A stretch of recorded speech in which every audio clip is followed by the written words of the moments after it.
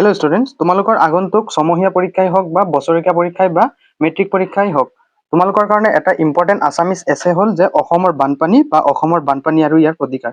তোমালোকে জানাই যে বৰ্তমান সময়তো বানপানীয়ে অসমত কেনেদৰে বিধ্বস্ত ৰূপ লৈছে, তাৰোপৰি উজনি নামনি গোটেই কেইখনত কেনেদৰে বানপানীয়ে ক্ষতি সাধন কৰিছে। গতিকে তোমালোকে ধৰিব পাৰা যে আগন্তুক পৰীক্ষাসমূহত বা মেট্ৰিক পৰীক্ষা এই ৰচনাটো তোমালোকৰ 99% কমন হৈ আছে। গতিকে মই তোমালোকৰ কাৰণে লৈ আনিছো আজি অসমৰ বানপানী বা অসমৰ বানপানী আৰু ইয়াৰ প্ৰতিকাৰৰ বিষয়ে এটা অসমীয়া ৰচনা। একেবাৰে সহজতে লিখিছো, তোমালোকে 2-3 বাৰ ৰিডিং মাৰিলে বস্তুটো তোমালোকৰ মনত ৰখি যাব আৰু তোমালোকে পৰীক্ষাত লিখিলে তোমালোকে ফুল মাৰ্কছ পাবা।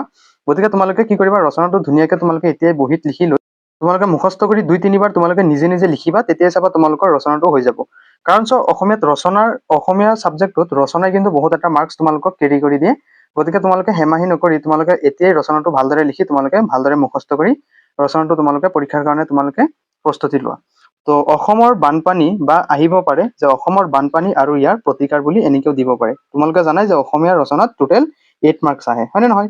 তো 8 মাৰ্কছ এটা অসমীয়াৰ কাৰণে বহুত ডাঙৰ মাৰ্কছ। গতিকে তোমালোকে ভালদৰে এতিয়াই শিকি লোৱা। প্ৰথমতে তোমালোকে লিখিব লাগিব যে আৰম্ভণি।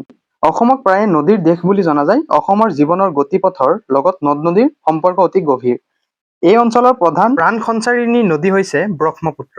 ইয়াৰ মুঠ দৈৰ্ঘ্য প্ৰায় 2880 কিলোমিটাৰ, যাৰ ভিতৰত 920 কিলোমিটাৰ অসমৰ মাজেৰে বৈ গৈছে। তিব্বতৰ মানস সৰোবৰ হ্ৰদৰ পৰা উৎপত্তি হৈ এই নদীখন অসমৰ সোঁমাজেৰে পূবৰ পৰা পশ্চিমলৈ প্ৰবাহিত হৈ শেষত বংগোপসাগৰত পতিত হৈছে। কিন্তু এই বিশাল নদীখনৰ আকস্মিক গতি আৰু পাৰ বাগৰি যোৱা স্বভাৱে অসমত প্ৰতি বছৰে কি কৰে, প্ৰলয়ংকাৰী বানপানীৰ সৃষ্টি কৰে। বানপানী হোৱাৰ কাৰণ। অসমত বানপানীৰ মূল কাৰণ হৈছে ব্ৰহ্মপুত্ৰ আৰু ইয়াৰে অসংখ্য উপনদী।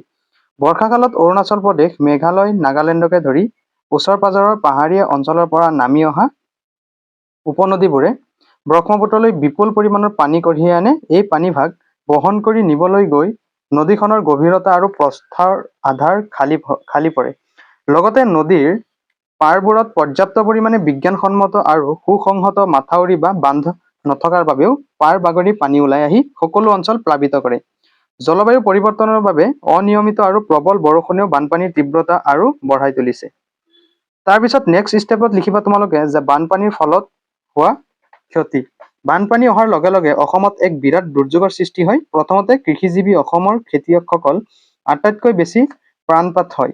ডাঙৰ ডাঙৰ ধাননি পথাৰ, মৰাপাট, খেতি, কুঁহিয়াৰ আৰু নানা শাক পাচলি পানীৰ তলত ডুব যায়। জীৱনৰ পৰিশ্ৰমেৰে সাজি উলিওৱা ঘৰ দুৱাৰ, ৰাস্তা ঘাট, আলি পদূলি একেবাৰে নষ্ট হৈ যায়। অসংখ্য গৰু ম'হ, ছাগলী, কুকুৰা আৰু বনৰীয়া জীৱ জন্তু পানীত বুৰি বা ভাহি যায়। সকলোতকৈ বেদনাদায়ক কথাটো হ'ল, চকুৰ আগতে নিজৰ গাঁওখন আৰু সম্পত্তি যাবলৈ দি বহু পৰিয়ালে পথৰ কাষত আশ্ৰয় ল'বলগীয়া হয়। বানপানীয়ে অসমৰ অৰ্থনৈতিক ভেটিও নিস্তেজ কৰি তোলে, কাৰণ খেতিয়কে খেতিত খৰচ কৰা টকা উলিয়াবলৈ নাপায়। নেক্সট ষ্টেপত লিখিবা তোমালোকে যে বানপানীৰ প্ৰতিকাৰ আৰু নিয়ন্ত্ৰণ। যে বানপানী চিৰদিনৰ বাবে ৰোধ কৰিবলৈ আজিৰ বিজ্ঞান প্ৰযুক্তিৰ যথেষ্ট সা সুবিধা আছে। প্ৰথমে ব্ৰহ্মপুত্ৰ আৰু তাৰ উপনৈবোৰৰ উজনি অংশত ডাঙৰ ডাঙৰ বহুমুখী জল সংৰক্ষণ প্ৰকল্প যেনে বান্ধ আৰু ডেম নিৰ্মাণ কৰিব লাগে। ইয়াৰ দ্বাৰা বৰষুণৰ পানী সংৰক্ষণ কৰি পাছত সেচ আৰু বিদ্যুৎ উৎপাদন কৰিব পাৰি। লগতে বানপানী নিয়ন্ত্ৰণো সহজ হয়। দ্বিতীয়তে, নদীখনিৰ পাৰত উন্নত প্ৰযুক্তিৰে শক্তিশালী আৰু স্থায়ী পকী মাথাউৰি গঢ়ি তুলিব লাগে, যাৰ চাৰিওফালে গছ গছনি ৰোপণ কৰি ভূমি ক্ষয়ৰ পৰা ৰক্ষা কৰিব পাৰি। উপনৈবোৰৰ নিয়মীয়া খনন অৰ্থাৎ ড্ৰেজিং কাৰ্য চলাই নদীৰ গভীৰতা বঢ়ালেও পানী ধাৰণ ক্ষমতা কি হয়, বৃদ্ধি পাব।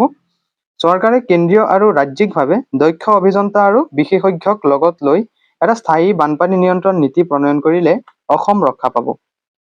সামৰণিত তোমালোকে লিখিবা, অসমৰ বানপানী সম্পূৰ্ণৰূপে নিয়ন্ত্ৰণ কৰাটো অসম্ভৱ যেন থাকিলেও আধুনিক বৈজ্ঞানিক উপায়ৰ জৰিয়তে ইয়াৰ প্ৰভাৱ বহু পৰিমাণে হ্ৰাস কৰিব পাৰি।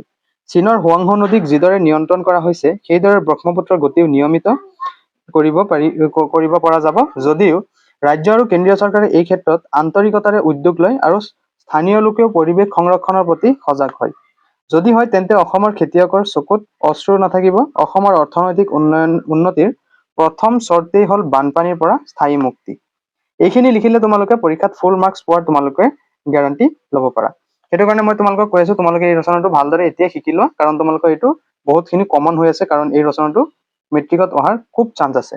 তাৰোপৰি মই তোমালোকক যিমানখিনি ইম্পৰ্টেণ্ট ৰচনা আমাৰ এই সেৱা পাঠশালা ইউটিউব চেনেলটোত দি থৈছো, তোমালোকে ইউটিউব চেনেলত গৈ সেৱা পাঠশালা সাৰ্চ কৰি তোমালোকে কি কৰিবা, প্লেলিষ্ট এটা আছে প্লেলিষ্ট এটা আছে আছামিজ এছে বুলি এটা প্লেলিষ্ট আছে। সেই প্লেলিষ্টতে তোমালোকে গোটেইখিনি আছামিজৰ ইম্পৰ্টেণ্ট কমন ৰচনাখিনি তোমালোকে পাই যাবা। তো তোমালোকে আমাৰ সেৱা পাঠশালা ইউটিউব চেনেলটো ছাবস্ক্ৰাইব কৰি ল'বা আৰু আজিৰ ভিডিঅ'টো তোমালোকে লাইক কৰি কমেণ্ট কৰি থৈ দিবা নেক্সট তোমালোকৰ কেনেকুৱা বা কোন ভিডিঅ' তোমালোকৰ লাগে। ঠিক আছে, চ' আজিলৈ আহিছোঁ, বাই বাই, টেক কেয়াৰ।